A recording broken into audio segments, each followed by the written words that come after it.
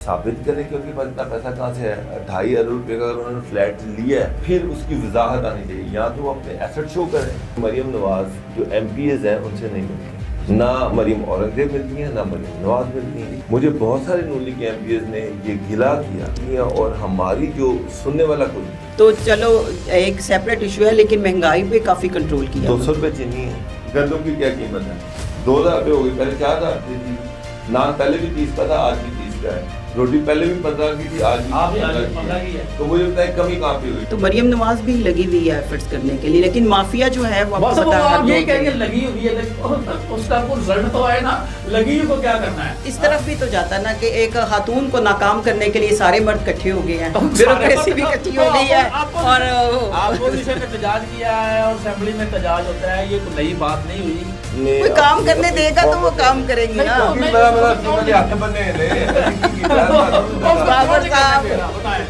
Petrol महंगा हो गया, बिजली महंगी हो गई, हर चीज महंगी है। आप कह रहे हैं मुझे तो नहीं समझ आ कि आप लोगों ने कौन सी ऐनक पहनी हुई है।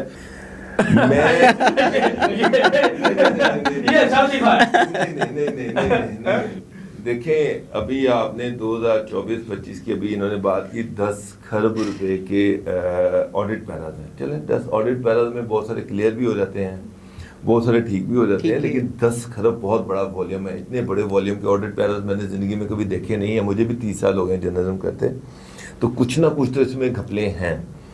तो बाद लोग कमाऊ पुत्र होते हैं सबके लिए, तो जो कमाऊ पुत्र होता है ना वो बड़ा अजीज होता है। तो मैं इससे आगे कुछ नहीं कहूँगा। नहीं, वो बाबा साहब देखे ना ये दूसरी तीसरी प्रेस कॉन्फ्रेंस उस्मा बहारी की होगी, वो कह रही है कि ये फेक खबर है। अगर ये फेक खबर है, ये जग पे फ्रंट पे छाया हुई है, अंसार अब्बासी की खबर है, वे पीका एकड़ के तहत मीर शील के और अंसार अब्बासी के अलावा ये मुकदमा क्यों नहीं दर्ज कराते? बिल्कुल। अगर वहाँ छोटा साफी कोई फेक खबर देता है, उसको उठा लेते हैं, उसके खिलाफ पीका आ जाता है, उनके खिलाफ क्यों नहीं पीका? रोज कह रहे हैं कि ये फेक खबर है। मैं चौधरी साहब से बिल्कुल एग्री करता हूँ कि ये इतनी बड़ी खबर है कि 10 खरब की यार 10 खरब अगर ये 10 खरब की करप्शन नहीं है, ये गलत खबर है, तो फिर पीका एक्ट लगना चाहिए। लेकिन उस्मा बुखारी जो है उन्होंने इसको कंट्राडिक्ट नहीं किया। मैंने ये खबर 10 दफा पढ़ी है, उन्होंने इसको कंट्राडिक्ट नहीं किया। उन्होंने कहा जी ऑडिट पैराज है, तो ये क्लियर हो जाएंगे। नहीं, वो कह रही है वो ऑडिट हुआ ही नहीं, वो तो बिल्कुल साफ इनकार कर रही है, ये फेक खबर चल रही है। जो ये खबर के नीचे उस्मा बुखारी का जो आपने वर्जन उन्होंने लिया गया है, आप वो पढ़ें, उसमें उन्होंने कहा जी ऑडिट पैराज है और ये ग्रेजुअली खत्म हो जाएंगे। नहीं, अभी रात को कहा है दोबारा, रात को खबर के नहीं, रात को जहर मेरे पास ये खबर आई थी, रात को उसने कहा है कि कोई ऑडिट हुआ ही नहीं, ये सारी फेक। और इसके अलावा तो दूसरी खबर है जो शायद नेतला ने खबर दी थी कि मरियम औरंगजेब ने 2.5 अरब के दुबई में फ्लैट खरीदे। तो दुबई में फ्लैट बड़े लोगों ने भी खरीदे हुए हैं, माजी में देखे जाके। कहां से आए मुझे बताएं। मरियम औरंगजेब का फ्लैट खरीदने की बात नहीं है, वो आप भी खरीद सकती हैं, बाबर साहब भी खरीद सकते हैं, लेकिन हम नहीं खरीद सकते भाई। कहां से आए वो 2.5 अरब कहां से आया, मुझे ये बताएं। उसके खिलाफ क्यों नहीं इन्होंने तरदीद की, या उसके खिलाफ पीका क्यों नहीं आया? इसका मतलब है कि उसकी खबर ठीक है। बाबर साहब अगर ये नहीं बात तो इसका कोई सबूत नहीं है, लेकिन शायद मेतला एक जिम्मेदार जर्नलिस्ट है, मरियम औरंगजेब सीनियर मिनिस्टर है, बड़ी सीनियर लीडर है। अगर उन पर इतना सीरियस किस्म का कोई एलिगेशन लगाया गया है कि उनकी दुबई में प्रॉपर्टीज हैं और उन्होंने बड़ी महंगी 2.5 अरब का कोई फ्लैट खरीदा है, तो ऑफ कोर्स या तो उसकी तरदीद करें। अगर तरदीद नहीं है तो फिर साबित करें कि उनके पास इतना पैसा कहाँ से है। 2.5 अरब रुपए का अगर उन्होंने फ्लैट लिया है, मेरे पास कोई डॉक्यूमेंट नहीं है, ना मैं ये इल्जाम लगा रहा हूँ, शायद मैं, लेकिन मैं सिर्फ ये कह रहा हूँ, तो फिर उसकी वजाहत आनी चाहिए, या तो वो अपने एसेट शो करें कि ना ये मेरे डिक्लेयर्ड एसेट है। देख लेते हैं वहाँ पे इलेक्शन कमीशन की वेबसाइट पे कि मरियम औरंगजेब ने कितने अपने एसेट शो किए हैं, मैंने नहीं वो देखे। तो अगर उनका 2.5 अरब के एसेट नहीं है, वजाहत आ ही जाएगी 1-2 दिनों में। नहीं, ये काफी दिन हो गया पुरानी खबर, 1-2 दिन में क्या आ जाएगी। अगर उसने झूठ बोला है तो उसके खिलाफ दर्ज जाना चाहिए कि जनाब बिल्कुल जाना चाहिए, बिल्कुल जाना चाहिए। बाबर डोगर साहब एटलीस्ट उसका नोटिस दिया जाना चाहिए था, इनको उस पे उसकी तरदीद देनी चाहिए थी, उसकी वजाहत देनी चाहिए थी। खामोशी का मतलब असबात होता है। बाबर डोगर साहब, क्या आपसे मेरा ये सवाल है कि क्या इतने महदूद पीरियड में क्या मरियम नवाज बेहतर तरीके से कामयाब नहीं हुई है हुकूमत चलाने में? देखिए, उन्होंने इतने कामयाब, इतने बड़े मंसूबे दिए हैं, जैसे आप देखें ना, लैपटॉप है, स्कॉलरशिप्स है, कर्जा स्कीम है, इतने कामयाब उन्होंने मंसूबे दिए हैं। और इस कर्जा स्कीम के ऊपर कई लोगों ने अप्लाई किया और उनको कर्जे मिले भी हैं। इस बात की तो मैं भी गवाह हूँ कि उनको कर्जे मिले हैं, उन लोगों ने बताया है, तो क्या आवाम के लिए वो काम तो कर ही रही है ना?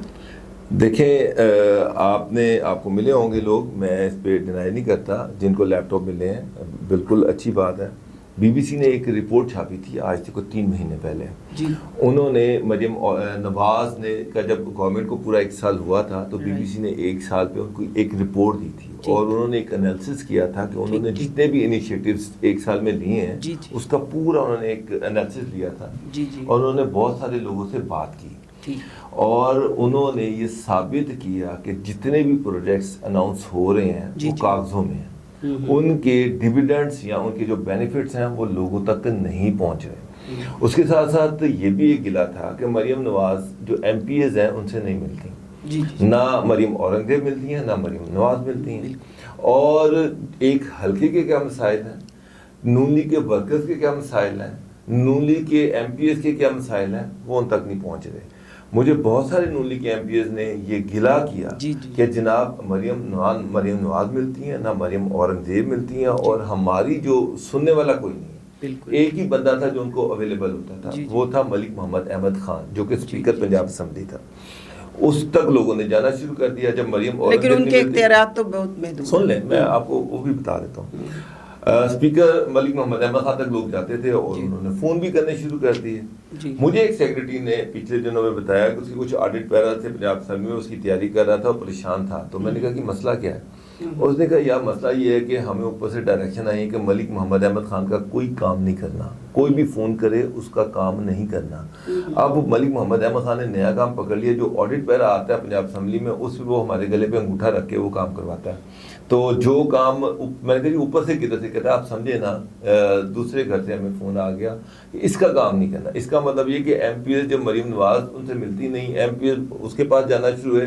अब जब उन्हें पता चला कि उसकी पॉपुलैरिटी बढ़ रही है तो उसकी भी फ़ोन कॉल्स कह दिया गया इसकी फ़ोन कॉल नहीं लेनी। अब इशू ये है कि 1 साल हो गया मरियम नवाज की गवर्नमेंट को, ना वो एमपीएस से मिलती हैं ना वो किसी वर्कर से मिलती हैं। वर्कर बेचारा पुरसाने हाल कोई नहीं है, उसको कोई फायदा नहीं पहुंच रहा। तो नून लीग जो एक्सपेक्ट किया जा रहा था कि मरियम के दौर में नून लीग का वोटर रिवाइव होगा, वापस आएगा, मुझे बाबर साहब यही सवाल मैं आपसे करने लगी हूँ कि अगर उनकी मतलब आपने जो वर्कर्स है जो एमपीएस है उनसे मुलाकात नहीं हो पा रही है और ना वो मिलती हैं, तो क्या वो मरियम नवाज जो है पंजाब में अपना वोट बैंक नून लीग का जो है वो बहाल करने में कामयाब होंगी भी कि नहीं होंगी? देखें, जो वोट बैंक है किसान का वोट बैंक है जी, बिल्कुल किसान, गंदम का जिस तरह का और उसके बाद जो किसानों से हो रहा है और ये जो किसान कार्ड है इसके अंदर जो मसाइल आ रहे हैं सामने, ट्रैक्टर का है, उसके बाद जो सोलर कागजों में तो इतने हैं, सोलर पैनल, किसान कार्ड, ट्रैक्टर और सस्ते चीजें, हेल्थ कार्ड का भी जिक्र कीजिएगा इसमें। हेल्थ कार्ड किसानों के लिए वो तो ओवरऑल की भी बात कर रही है ना, उसमें भी बड़े मसाइल आ रहे हैं, स्पेसिफिक बात कर जी जी। तो गंदम की कीमत आधी से भी कम हो गई, किसान बेचारा तो मर ही गया। उसके बाद गवर्नमेंट जो है उसका तहफ्फुज़ करने में नाकाम रही है। किसान कार्ड में जो उनको 5,000 रुपया मिलना है उससे उनके मसाइल हल नहीं होने और वो 5,000 भी बड़ी मुश्किल से यार खाद की बोरी 15,000 की आती है, आप किसान को दे रहे हैं 5,000, डीएपी की बोरी 15,000 रुपए की आती है। उसके बाद आप महंगाई, बेरोजगारी, ये सारी चीजें, लेकिन हुकूमत का कहना है कि बेरोजगारी तो चलो एक सेपरेट इशू है लेकिन महंगाई पे काफी कंट्रोल किया। 200 रुपए चीनी है, आज से 1 साल पहले वो 100 रुपए आम आदमी का क्या हाल है? नहीं, जब ये रजीम चेंज हुई उसकी 70 रुपए प्राइस थी। नहीं 70 रुपए तो कभी भी नहीं थी, सब तो ना जो सब पीटीआई से बात कर 70 रुपए की मैंने पिछले 4 साल में नहीं देखी। चीनी जो थी उसकी कीमत 90 रुपए से चढ़ी है और चलते चलते वो 200 रुपए जाके खड़ी हो गई है। मुझे अच्छी तरह पता है कि मोहसिन नकवी के दौर में सेक्रेटरी था जमान भट्टू और उसको इसलिए हटा दिया गया, उसके खिलाफ बड़े इश्तिहार भी लगे कि जनाब उसने चीनी मिल मालकान से ये कहा था कि आपको चीनी की कॉस्ट पड़ती है 58 रुपए सारे खर्चे निकाल के जी, तो आप 32 रुपए प्रॉफिट कमा लें, 90 की बेच दे, 95 की, जो कि मालकान जो थे उस वक्त 120 की बेचना चाहते। मैं मोहसिन नकवी के दौर की बात कर रहा हूँ। तो उस पर फटा पड़ा रहा, उसके बाद उसको OSD कर दिया गया, फिर चीनी एकदम 100 पे गई, और उसके बाद शरीफ खानदान जब आया, जाहिर बात है कि मिले हैं, घर की हैं, अपने घर के खर्चे भी तो पूरे देखिए ना, करने हैं। PTI के तो लोगों की भी तो मिले थी ना, शुगर मिले थी, उनके दौर में भी तो चीनी बढ़ी थी, तो तब PTI के लोगों ने कहा था कि जी आप चीनी खाना छोड़ दें, तो आप फ्रूट खाया करें।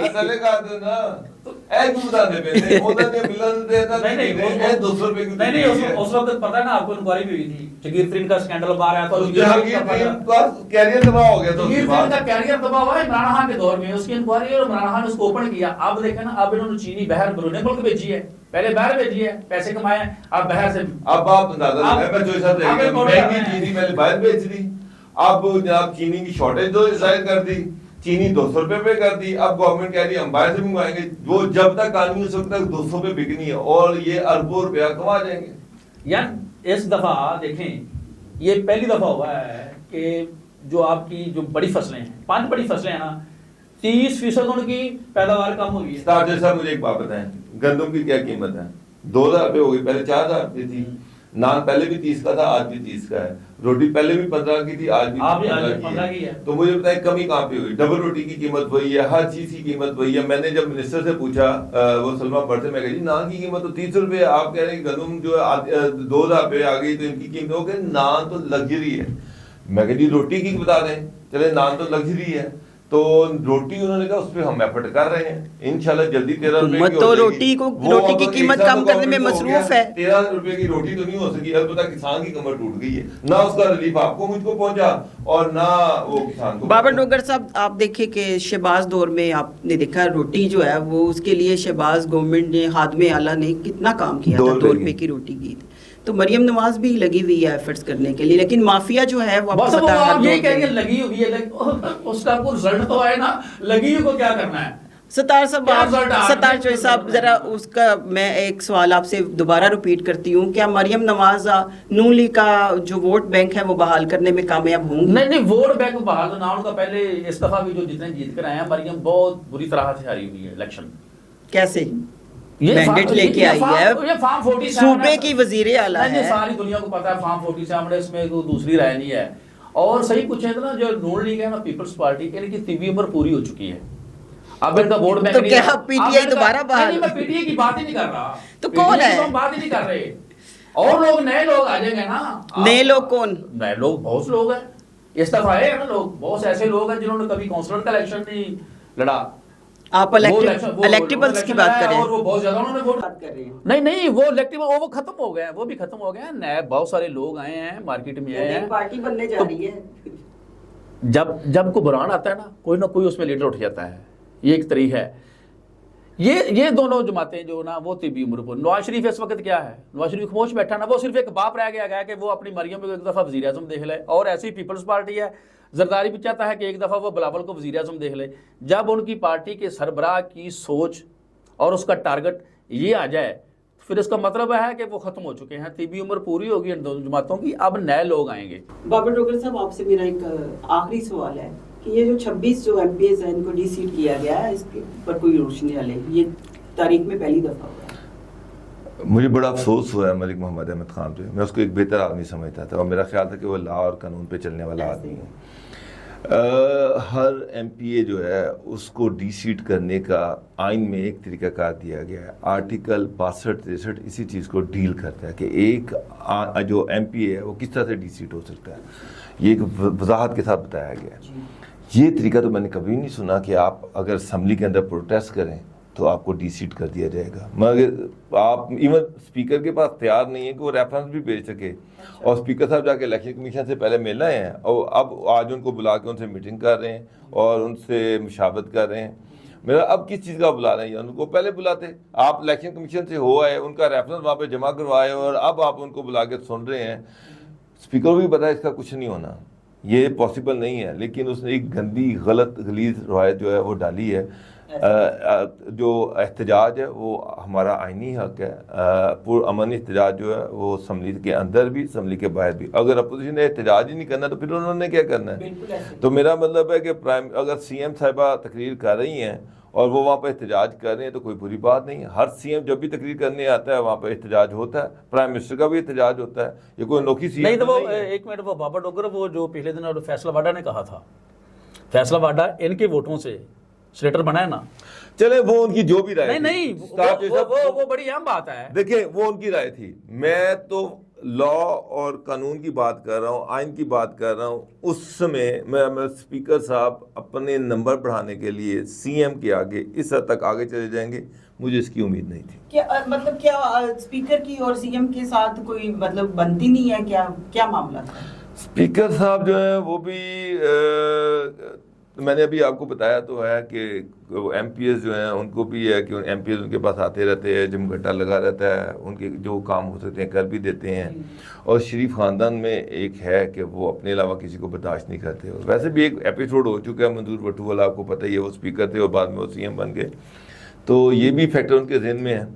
तो स्पीकर साहब जो हैं उनको बादा ये लगता है कि ये ना हो कि मैं पीछे रह जाऊँ। नहीं तो वो बाबर साहब जैसे तौहीन अदालत होती है, ऐसे ही एक ऑर्डिनेंस कर देना, तौहीन मरियम का भी कर दें। नहीं मेरी बात सुने, आप दोनों हजरात मेरी बात सुने, बनता तो है ना तौहीन अदालत हो सकती आप है, दोनों तो सीनियर तौहीन मरियम साफी भी हैं, का कानून भी होना क्या ये चाहिए। इस तरफ भी तो जाता ना कि एक खातून को नाकाम करने के लिए सारे मर्द इकट्ठे हो गए हैं, ब्यूरोक्रेसी भी इकट्ठी हो गई है, और अपोजिशन ने एहतजाज किया है और असेंबली में एहतजाज होता है, ये कोई नई बात नहीं हुई।